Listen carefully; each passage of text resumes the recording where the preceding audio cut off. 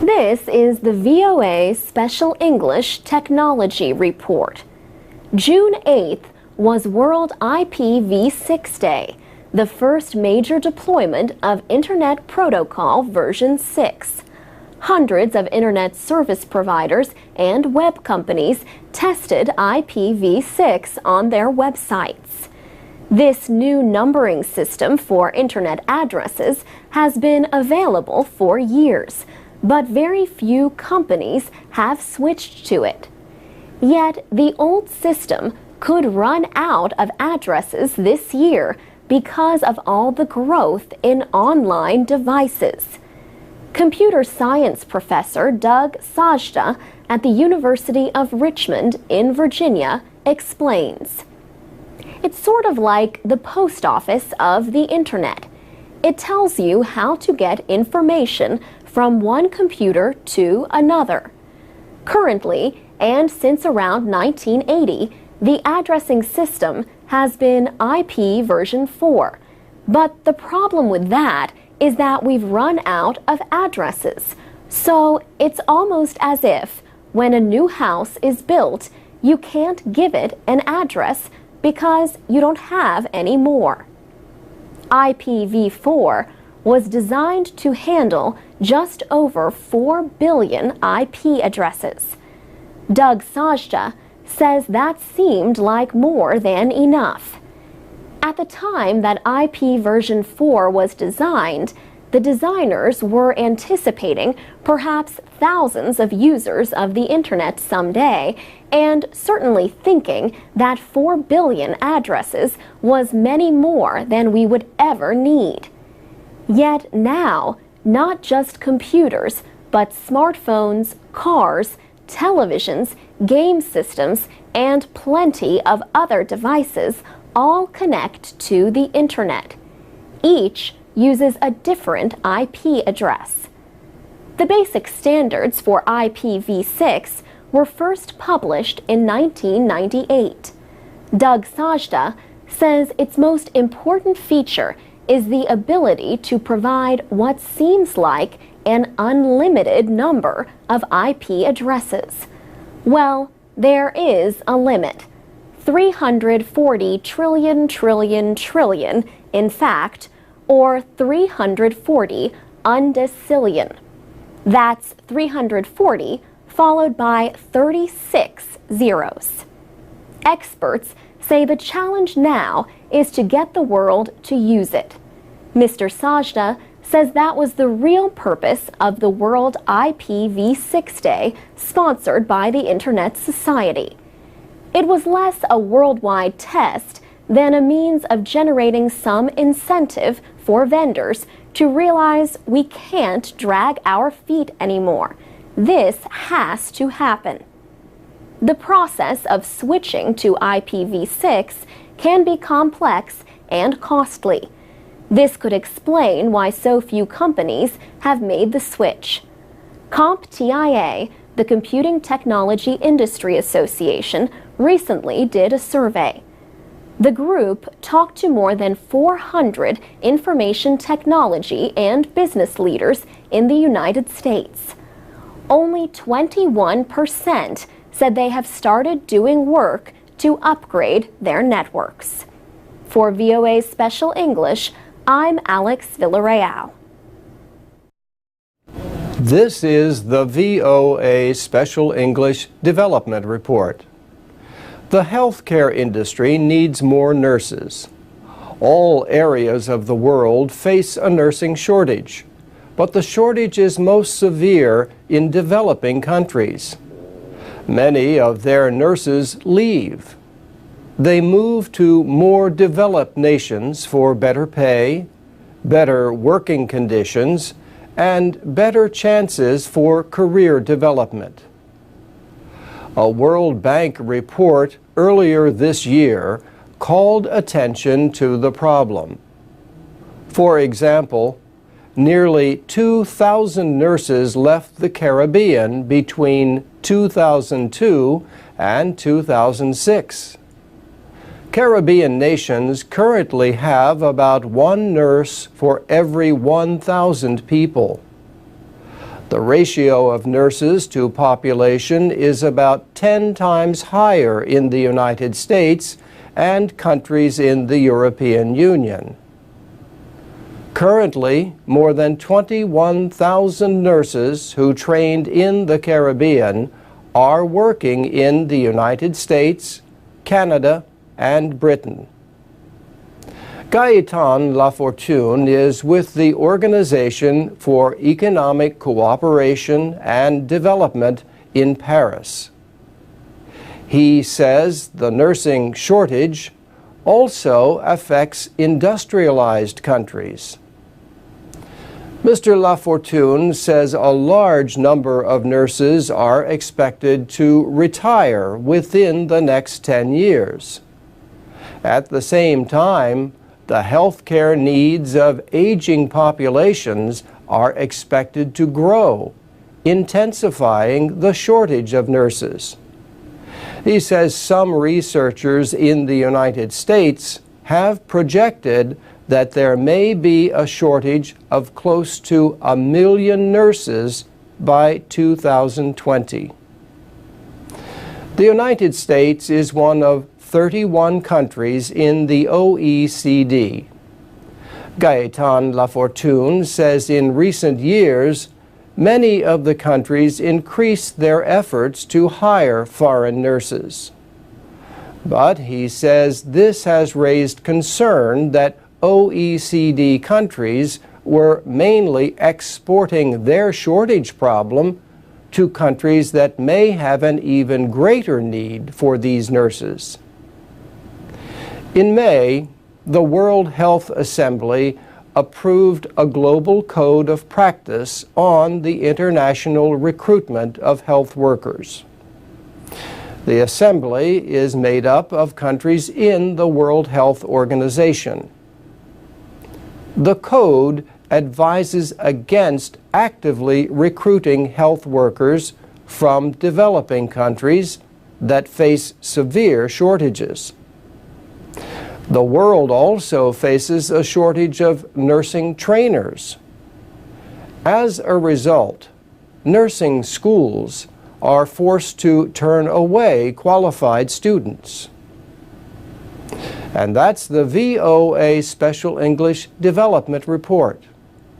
You can find transcripts, MP3s, and podcasts of our reports at voaspecialenglish.com. This is the VOA Special English Technology Report. Technology experts, government officials, policymakers, and engineers recently met in Italy. They gathered in Rome for the first Green Standards Week conference. Italy's Ministry of Economic Development and the International Telecommunications Union organized the conference. The event called attention to the need for information and communication technologies to fight climate change and to build greener, more environmentally friendly economies. In recent years, the world has changed because so many people now use computers, mobile phones, and other kinds of electronic devices. But the increasing use of information and communication technologies, also known as ICTs, also has led to more pollution, especially greenhouse gas emissions. This is mostly because of the energy used to manufacture, transport, and operate such equipment. Still, many experts say ICTs offer the best chance for reducing greenhouse gases. The Global Information Society Watch reported last year that ICTs could help to cut total production of greenhouse gases by as much as 15% by 2020. Alan Finley is with the Association for Progressive Communications. He also helped to prepare the GIS Watch report. He says the effect of using ICTs to build cleaner environments is far more powerful than their harmful effects. When you're looking at greening with ITs, you're looking at the impact of ICTs on the environment, but also what ICTs can be used in order to improve the impact of other industries on the environment. And I think the overwhelming consensus is that you can't throw the baby out with the bathwater. Mr. Finley says the GIS Watch report and events like the ITU's Green Standards Week are meant to look at the ICT industry as a whole.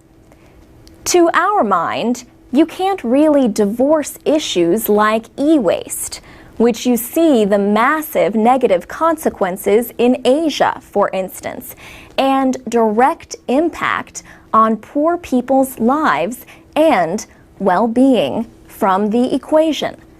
So both need to be looked at the same time.